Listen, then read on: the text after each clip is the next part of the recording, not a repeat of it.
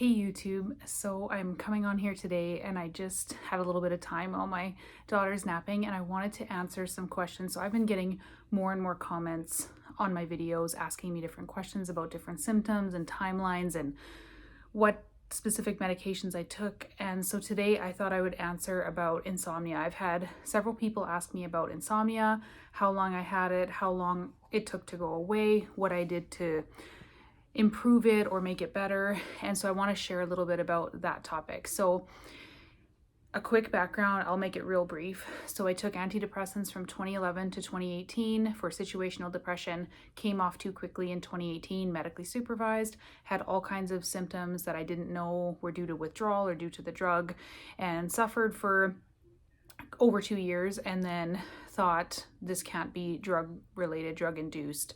I must be mentally ill. So I went back on my original drug, had an adverse reaction, got akathisia. Then I was tried on anticonvulsants, benzos, more SSRIs, SNRI, or no, I didn't take an SNRI, SSRIs, antipsychotics. Did I say that already? Several different classes of drugs, had adverse reactions to all of them, ended up on disability, and now I've been drug-free for almost 25 months. And so my insomnia from my first withdrawal was really bad. I would go about 3 nights without sleeping at all, and then I would sleep better for a while after pure exhaustion, and then I would go 3 nights without sleeping again, and it was just a perpetual kind of vicious cycle. And I found it so hard to function when I wasn't able to sleep. So I had a lot of trouble keeping a job. I was going through a ton of different jobs. I couldn't work full time, although I was in massive amounts of debt at the time. So I was forced to make income somehow. So I ended up just getting a few part-time jobs that could patch together, and or casual jobs where I could just be on call, and it was just a nightmare. But so that went on for about 18 months. But at this point, because I was just withdrawing from my first drug, it was only one drug that I took for 7 years.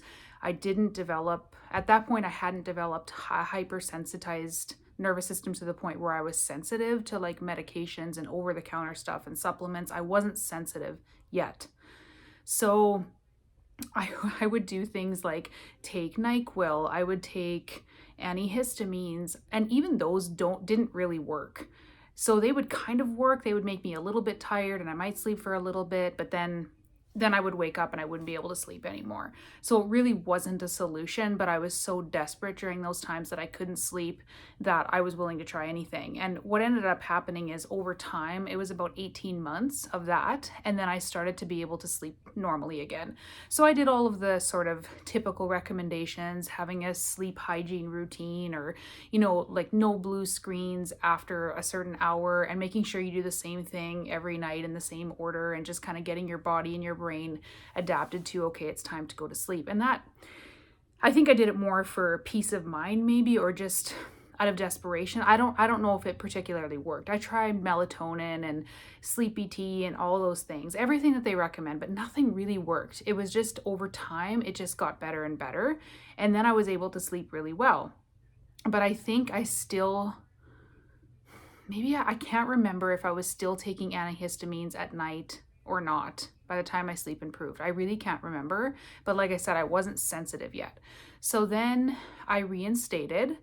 So I quit the drugs completely, my first drug in April of 2018, suffered until October of 2020. Then I reinstated my original drug, citalopram, at like a 20th of the dose. And I worked my way up, so that was like 0.5 milligrams, and I worked my way up to 2.5. And my original dose was 20. So I was still at like an 1/8 of my original dose. And I got akathisia. So then I wasn't sleeping for 5 days in a row. Like the longest stretch I went was 5 nights with no sleep. And I remember pacing around the apartment and I felt delirious. Like I felt completely out of my mind. I had severe DPDR.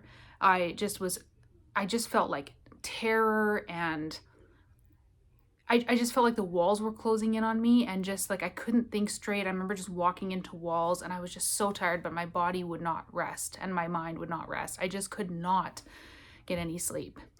Then enter benzodiazepines. So that was a huge regret of mine, but it was the only thing that would get me through. Like I hadn't slept in 5 nights. At this point, I wasn't working at all. I had to quit my jobs because I had kind of been able to start working again, and because I was so desperate to earn income. And then once I got akathisia and once I couldn't sleep at all anymore, I quit all my jobs. Like I had a couple of different jobs, quit them, and was housebound. I could not function. I had severe anxiety, akathisia, insomnia, you know, the cortisol rushes. I would lay down and it would be like a bomb would go off in my head. I would get this rushing through my body and just like it was like a bursting, exploding in my head. I know there's like an exploding head syndrome. I don't know what that is exactly. I've just heard of it, but that's what it was like. It was like a gunshot and it would just jolt me awake. And it would just happen every 20 minutes, just over and over and over and over. And so I started taking Ativan. Huge regret, but I was so desperate for sleep and for rest. And so I was like, I'm just going to take it for 4 nights. Because I think I had 10 pills, 10 1 milligram pills. And they were like a miracle, and I was able to sleep and rest and relax, and my mind slowed down. And I was like, but I knew how dangerous benzos were at this point. So after 4 days, I was like, okay, I'm gonna do a real quick, you know, couple cut taper and be done. But then I was like, oh, I can't go back to how I was. So then I kept taking them, and then I ended up taking them for 3 months. But after a month, they went paradoxical, and that was when I started on, like, I ended up in the hospital a couple of times, and I was tried on different antidepressants because my symptoms were really bad again and getting worse. And that was when my muscles started jerking, and I had severe electricity shooting through my body and full body burning and tinnitus, like loud screaming tinnitus, and just pain everywhere, like bone crushing pain, and the inability to like straighten my arms and legs. It was like a dystonic tightening. It was so severe. And if I would try to like open my arms or legs, like straighten them, it would just cause severe pain. It's just like bawling pain. And I would feel like I had like spiders crawling on my face, and my brain was tingling, or my head, whatever was, something was tingling and like down into my face. I thought I had trigeminal neuralgia, like everything. So once the benzos went paradoxical and I was tried on all these different drugs, couldn't sleep again. And unless I was on a drug like Seroquel, which I took for a while, had tons of side effects and adverse reactions to that, but it knocked me out. So it was like a false sleep. So I did that reinstatement, tried the different drugs, was on benzos for 3 months. Then the paradoxical reactions were so severe. My mom called 911. My whole body was moving uncontrollably and involuntarily. Ended up in the hospital, ER, psych ward. You know, again, they were trying me on different drugs, and I was just like, I've just had enough of this. And so that was the end of February of 2021, and I've been drug-free ever since. And after I got out of the hospital and was cold turkey, they cold turkeyed me off benzos because I had started micro-tapering Ativan, and I was down to 0.6, and my symptoms were just so bad. So they cold turkeyed me off, and so then I was clear. I was off all drugs. And then the only drug I was taking was propranolol for my akathisia, because I had a diagnosis. My doctor put me on disability, and I took that for a few months, and then I wanted to come off that as well because it made me depressed. It was making me gain weight. So stopped that drug in April of 2021. And, you know, again, struggling with insomnia, severe anxiety, and the cortisol rushes and the head banging and the involuntary movements. And that happened, those continued for about 6 months after I quit all the drugs. And then just boom, they just kind of stopped. And, you know, you could see in my YouTube short where my muscles kind of going, like, it's kind of like a dystonia, and it's pulling you can see it in my YouTube short, I'll link it at the end, but my muscles would go like this and hold, they would get stuck, and then it would pull my head in like this. And it was all involuntary.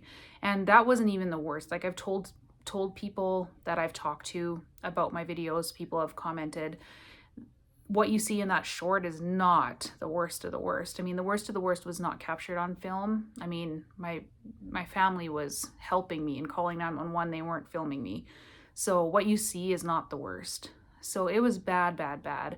So I would say my insomnia, so the first withdrawal lasted about 18 months, and then the second reinstatement adverse reaction, then that subsequent withdrawal, I'd say the insomnia lasted, it was less, but it was only a 3-month reinstatement, whereas the original drug I took for 7 years. So I'd say the second time around, the insomnia and the severity was probably 6 months, and then started to improve. And now I don't take anything. I don't take, because that was when I developed akathisia and the adverse reactions, then my nervous system started hyperreacting. My original withdrawal, I could still take antibiotics and supplements and stuff, which, I mean, the supplements never really helped me, to be honest, but now I don't take anything. I can't. The sensitivity is getting better, but I've been off drugs for 25 months now. And so I'm very, very careful. I don't take anything for pain. I just choose not to, because when you've been through something so traumatic, you just are terrified. And my fears are getting less as I heal more and more and more, but they're still there in the background. It's like the trauma of it. So yeah, now I sleep really, really, really well. It's just my baby sometimes that keeps me up, but it's nothing internally. It's nothing to do with withdrawal or adverse reactions. So that's the answer that I have for you now. Nothing really helped me. I would say nothing sped up the improvement in insomnia. It, just like so many people say in these communities, just time. And that's truly, I would say I've spent well over $1,000 in supplements, trying everything, because my mental symptoms were so extreme. The nerve symptoms were extreme, and the insomnia was bad. So, but nothing helped. I did, Epsom salt baths, and I tried XYZ diet, XYZ, I guess we say in Canada, diet. Nothing helped really. I would say the low carb and stabilizing my blood sugars helped the most, if at all. And that's probably, or maybe only because I'm also a diabetic. So yeah, I hope that answers some of your questions. And I really do make these videos to encourage people, because to be honest, I don't live my life day to day, hour to hour, minute to minute in symptoms anymore. Like I would say the first year after my reinstatement, or even year and a half, because I'm 25 months off, I'd say the first 18 months, there was a pregnancy in there, which exacerbated things as well. It was like minute by minute. I just would count down the minutes. Can I go to bed soon? Can I just, try and escape this for a little bit? It was just constant trying to escape symptoms. And it was just on my mind 24/7. Like as soon as I'd wake up and as soon as I go to bed, when am I done with this? I was always on forums. I was always talking to people. And honestly, my lifeline when I reinstated and had akathisia for the first year was I formed a video chat group of women, it was all women, who had severe adverse reactions, akathisia, severe withdrawals from these drugs. And there was a group of, at one point, probably like 10 of us. And we would just kind of log in the morning, hop online, and you could just hop on and hop off, and someone was on all day.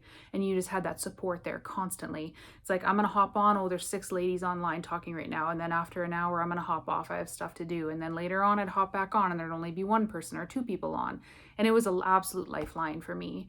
And it got me through that, because in real life, most people don't understand what you're going through. And, even worse than not understanding, they might abandon you. You might get gaslit. You likely will through the medical community. I did. I had to do a ton of doctor hopping to find a neurologist and a GP who believed me, who properly diagnosed me and put me on disability. And I was very, very lucky that happened, because I know that that's not the case for many people. And that wasn't the case for me for a long time. It took me a lot of perseverance to find the right doctors. And so, I have a benzo withdrawal diagnosis, I have an akathisia diagnosis, and, neurological movement disorder diagnosis. But honestly, like I'm like 80% recovered. I still get waves, but I've been, for the last 2 weeks, because I avoid caffeine, everything, I've been drinking caffeinated beverages for the last 2 weeks, and I haven't had any reaction really. But my mom did say to me, she's like, you're pushing yourself too hard. Don't do it. Like, don't take steps backwards. You've made so much progress. And she's right. So I need to kind of can that. But overall, like day to day, I'm able to just live my life now, and it's always there, and I'm always trying to help people. So like, I know there's some people who want to just escape all this when they're better, and I understand why. And some days I'm like that too. But for the most part, I feel like it's like part of my calling to help people and to warn people of what can happen and to try to give them hope. So hopefully I've been able to give you some today, and yeah, I'll talk to you soon. Bye.